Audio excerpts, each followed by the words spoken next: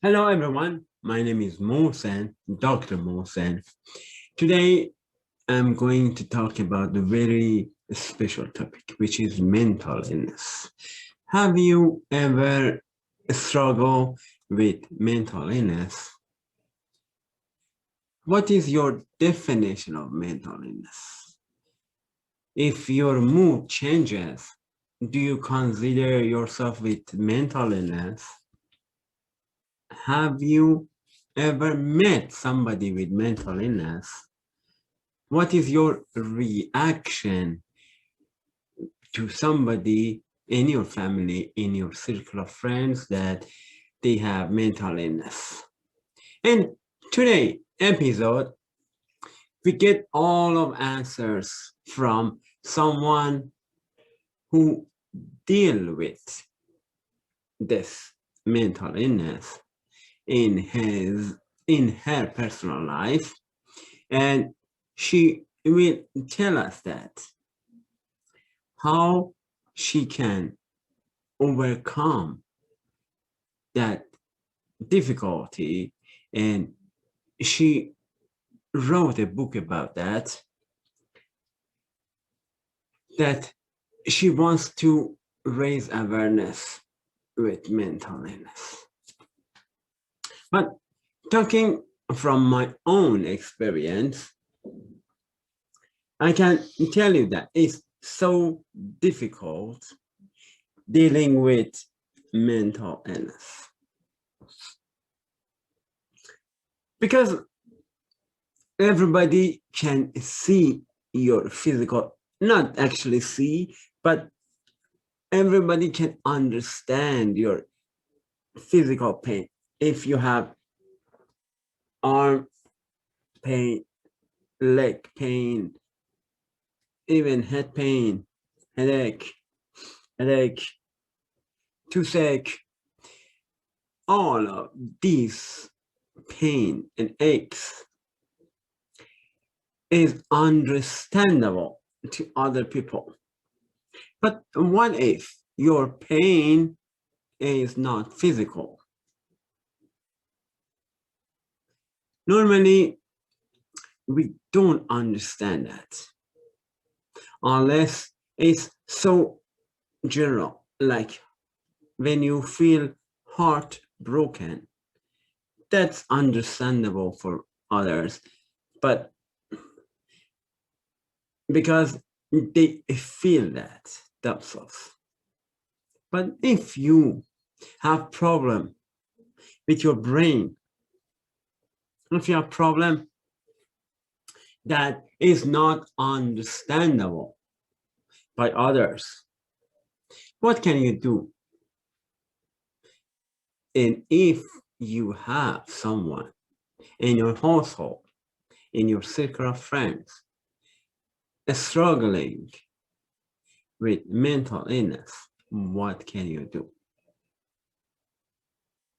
To me, it's not normal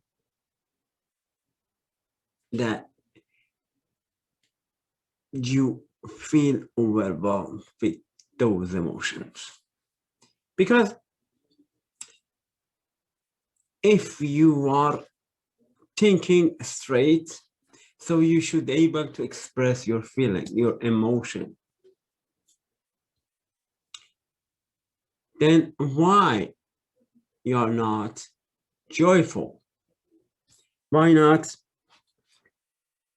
you feel that everything's in normal situation? I know we are in COVID-19 right now. Nothing is normal around us with all quarantine and prohibition. But normally in everyday regular life, why something should rob your joy? If you are not feeling good, you have to think about it.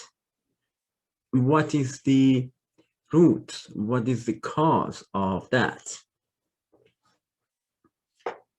So I'm not a physicist. or neuroscientist or something else, but I can speak from my own experience that it's so difficult to have these problems, and every day doctor says that your problem with the mind affects the body. So you should pay attention to the signals that body sends to alarm you there is something wrong, and find a way to solve this problem. Because all of these pains, all of these aches, all signs of that something is wrong.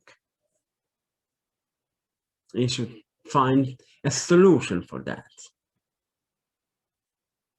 So I don't want to talk a lot. I want you to listen to expert today. So I invited Michelle Dickinson. She is a TED speaker, and she wants to tell us what experience she had. Let us welcome Michelle Dickinson. Okay, now we have Michelle Dickinson with us. She is an author and TED speaker. She wants to raise awareness about mental illness. Michelle, welcome to my show. Why, thank you. Thank you for having me.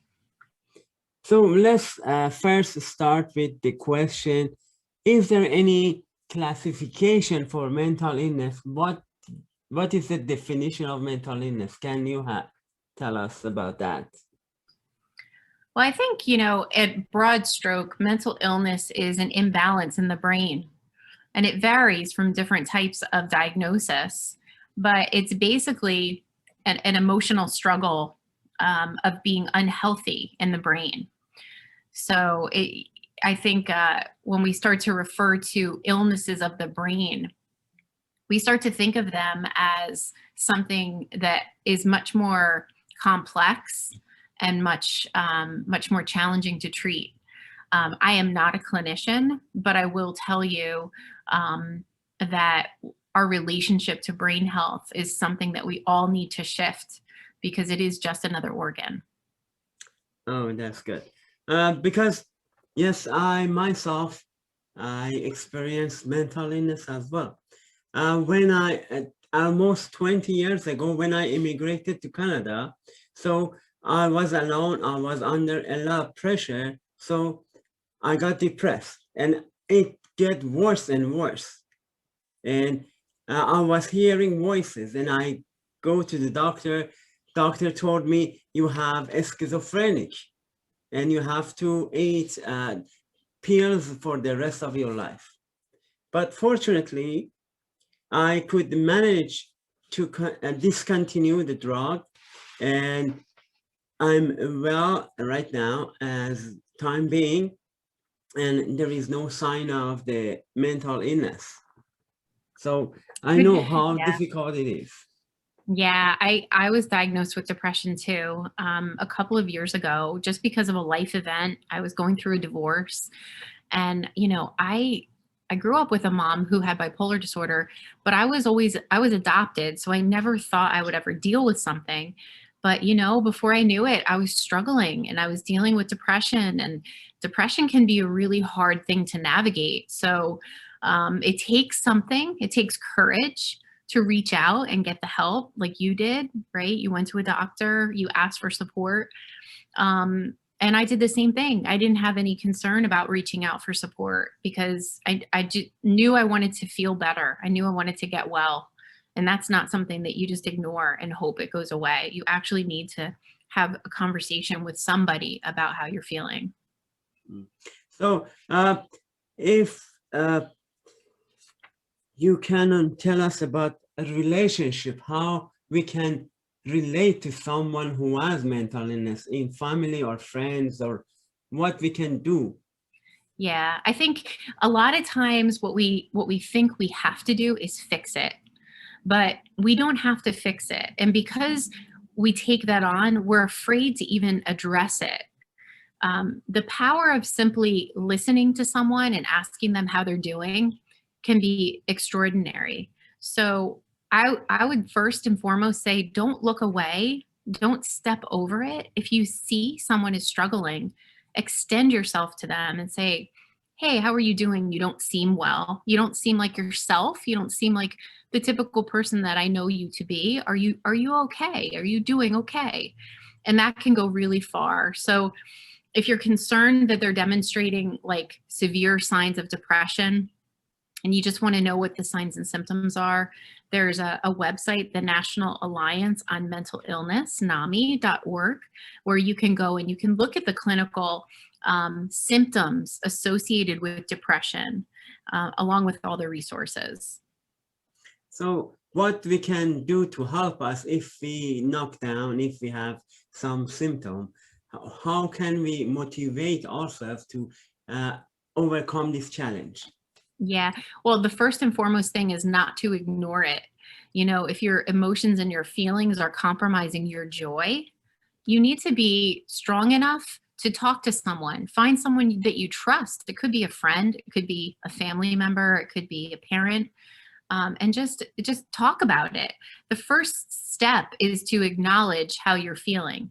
And in our society, we're so busy. We just keep going. We just keep moving to the next and moving to the next. And we don't pause to really acknowledge, I am not feeling well. So making sure that you're checking in with yourself and you're connecting with someone that you trust, who can help you figure it out and maybe bridge you to support.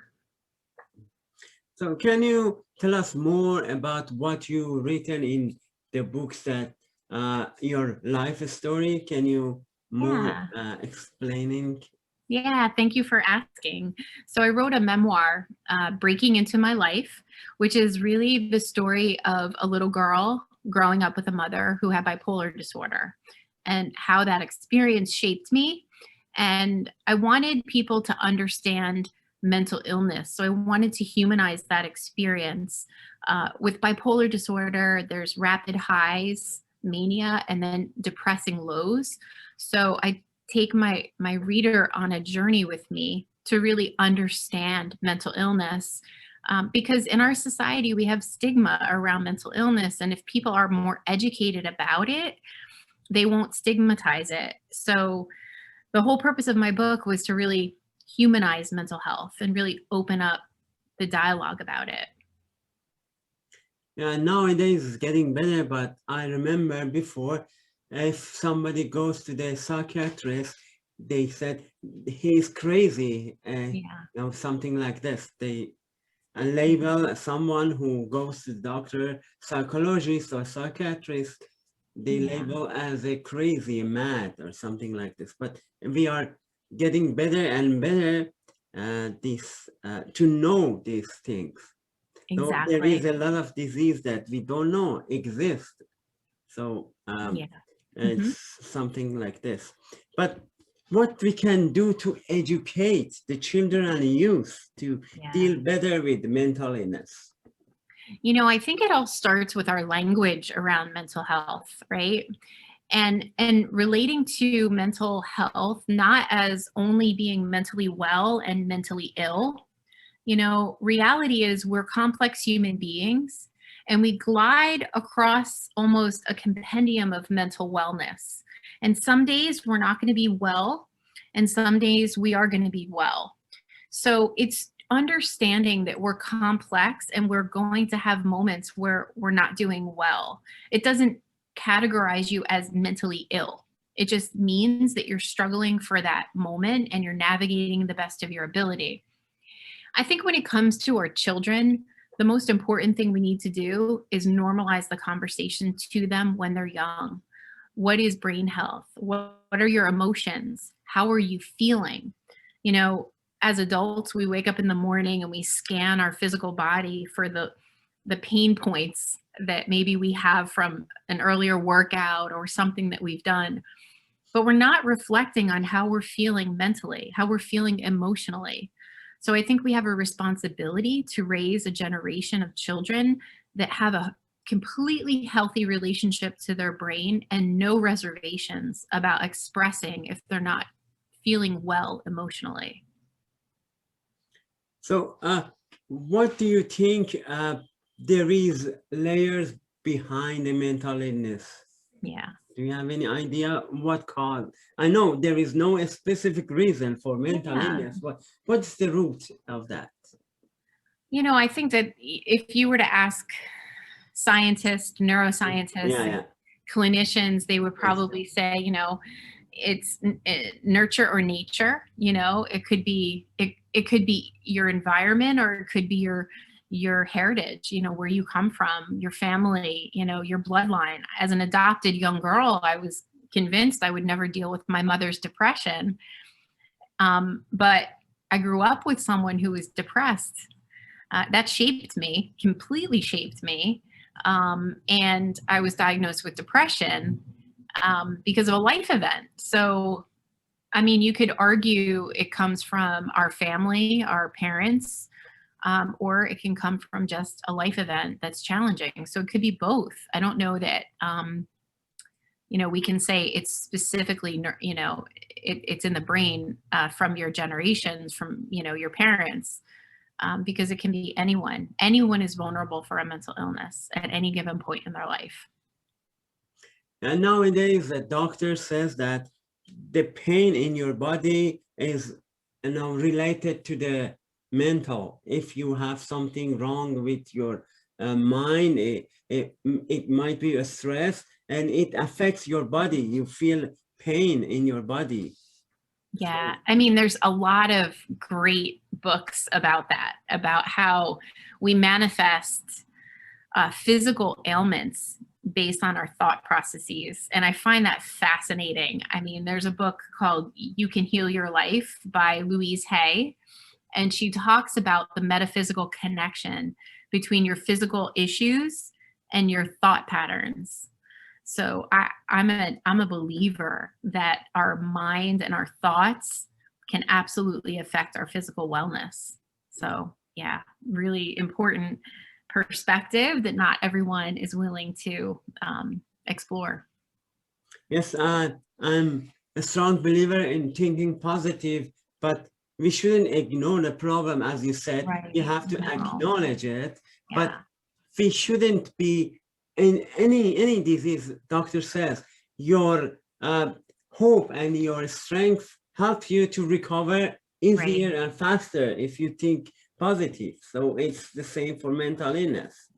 Yeah, and you have to own it. I think that we live in a society where we're so quick to relinquish our power to a doctor or to a pill, instead of really exploring where the line is, where we have control, right? Like there's studies about physical exercise, there's studies about meditation, there are things, there's diet, and how does diet play into how you're feeling? There's a lot of different components that we have entire full control over that we can take on, like eating brain healthy foods and meditation and drinking water, getting sunshine, getting out into nature. These are all things that can naturally help us feel better. And then also ask a clinician for support. But I think we too quick to give up and say, well, fix me, instead of what can I do to feel better? What do I know to feel better for me? What will help elevate my mood? Yeah, nowadays when we are dealing with COVID-19, everybody is dealing with problems that is no, like before, gathering is prohibited, and some people cannot go out. Even myself, gym were closed. I couldn't go to gym. I feel depressed. I used to go to gym every day. So yeah, and that helps you feel better, right? You're elevating your endorphins and stuff. Yeah, absolutely. And that's been the problem for so many people, being isolated, quarantined. you know, we've suffered a lot of loss during this pandemic, loss of our familiar routine, loss of a loved one to the disease, to the COVID virus. We've lost a lot, you know, but in the same regard, I will challenge you to ask you what you've gained. Did you gain a quieter lifestyle? Did you gain simplicity? Did you gain what matters, what really matters to you about your life and about your loved ones? So I would challenge everyone to think about, how has this pandemic served me? How has it helped me get present to what matters? You know, because there's a good side too. Mhm. Yeah, I remember myself saying something like this to someone. I told someone, I want to learn from every situation. Even I stuck in the traffic, I say, I learn about patience. So I improve my patience even in the traffic. So in Yeah. every situation, we can learn something, as you said. Yeah. Yes. Yes. Very true. Yeah, that's true. And for the last question, I want to ask you, if somebody come to you and ask for help, that what can I do? And what is the boundaries between feeling not well, but seek help for that one? Because we have mood changes all the time, but Right. what is the boundary that I can find that, oh, I need to get help? Right.